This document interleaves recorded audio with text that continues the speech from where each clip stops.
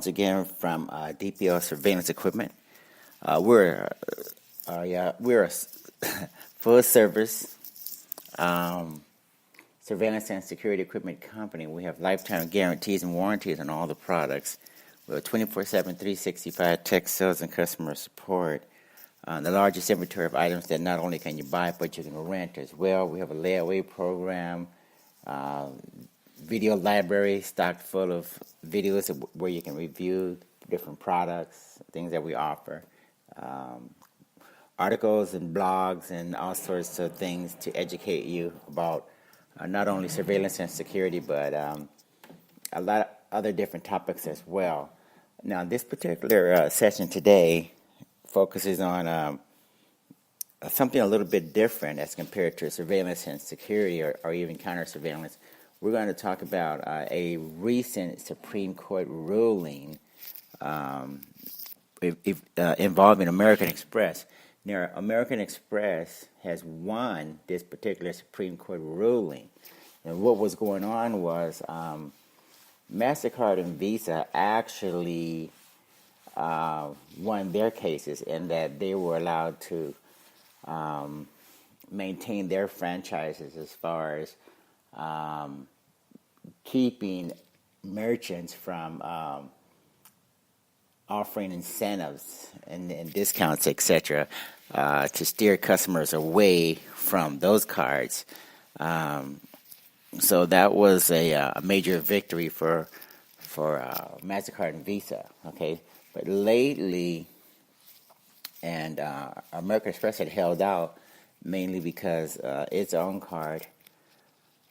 I can't remember why they held out, but now that they've won their separate ruling, basically what the bottom line is for American Express is American Express wanted to make absolutely sure that merchants like myself and other retailers weren't able to also sort of like discriminate in that if I want to offer customers incentives to use more less expensive cards. In other words, if there is a card or a payment service or something that customers can use and save money on their purchases, then I should really have every right to do so. If I want my customers to save money, there's no reason why I shouldn't be able to offer them or steer them towards cards or payment services. And this can include debit cards, credit cards, other forms of payment. It could be electronic, digital, crypto, or whatever, right? You think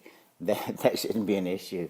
But you guys got to remember, when you, as merchants and retailers, when you sign those long, drawn-out contracts that nobody reads, the credit card companies are basically dictating what you can do and what you can't do as far as sales are concerned when you sign those agreements and when you start accepting those cards or allowing your customers to accept those cards. So I think that's the gist of the problem.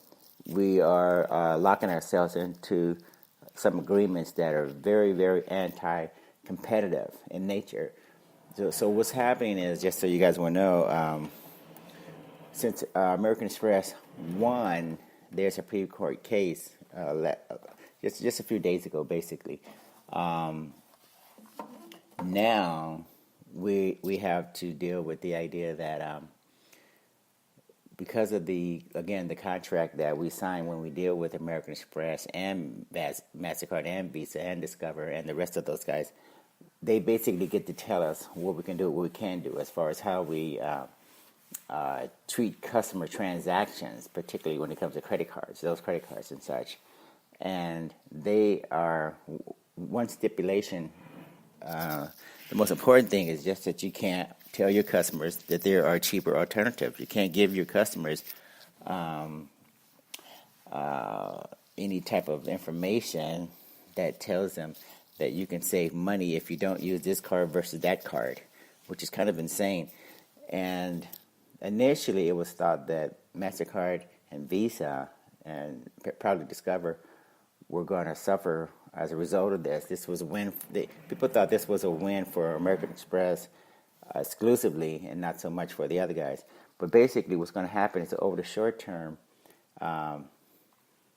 MasterCard and Visa and those guys are going to take a little hit as far as their stocks are concerned and their earnings are concerned. But over the long run, this prevents innovation within the industry. And that's my cat. His name is Lazy Bones. He agrees with me.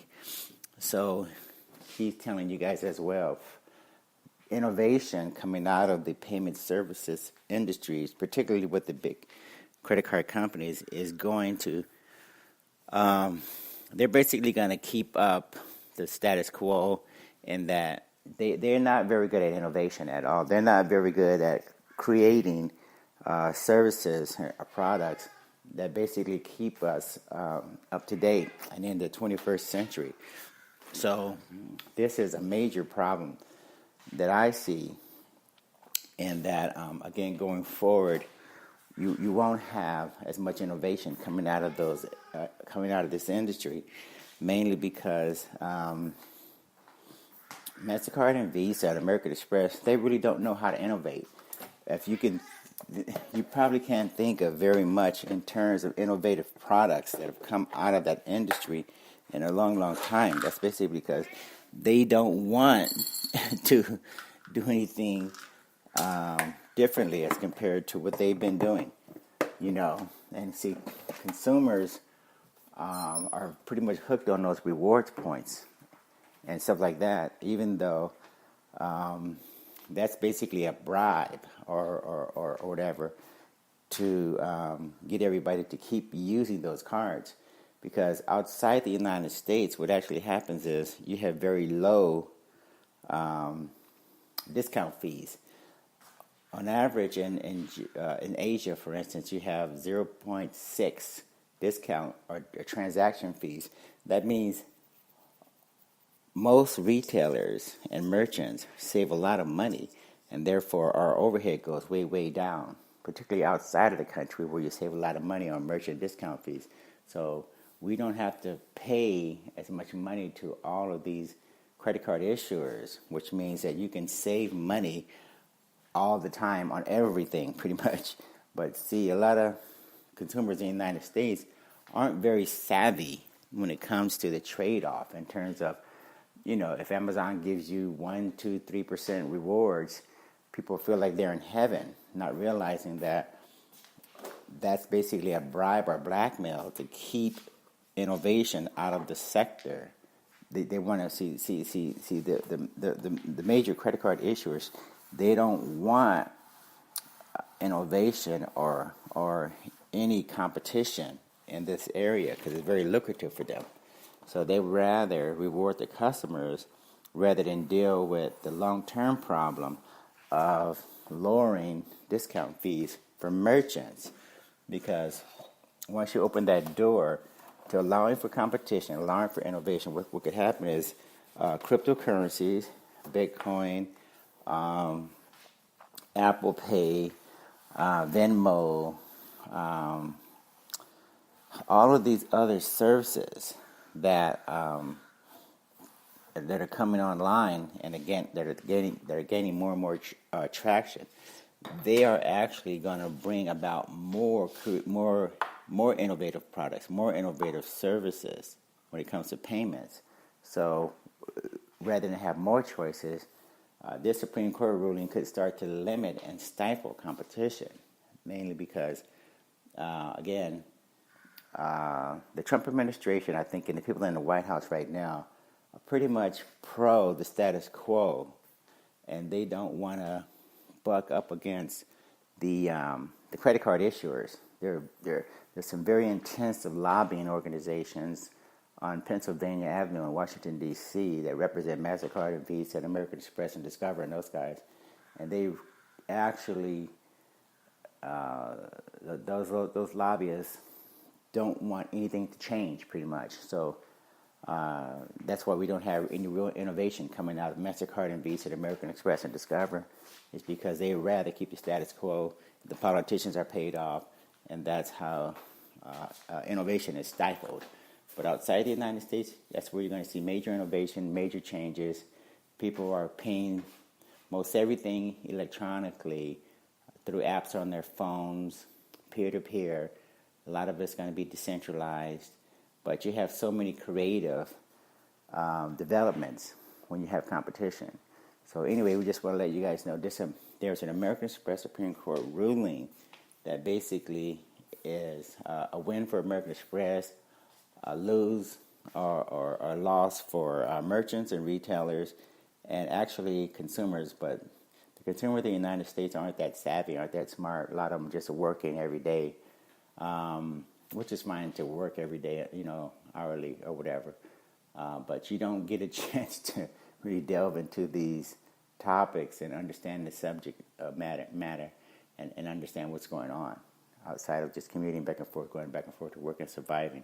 Anyway, that's why I'm here. I'm here to break it down, let you know that we've just suffered a major loss because of this American Express ruling, and now MasterCard and Visa and American Express and Discover get to continue with their monopoly position, taking advantage of consumers and not offering much choice and just throwing out some breadcrumbs in the way of rewards points.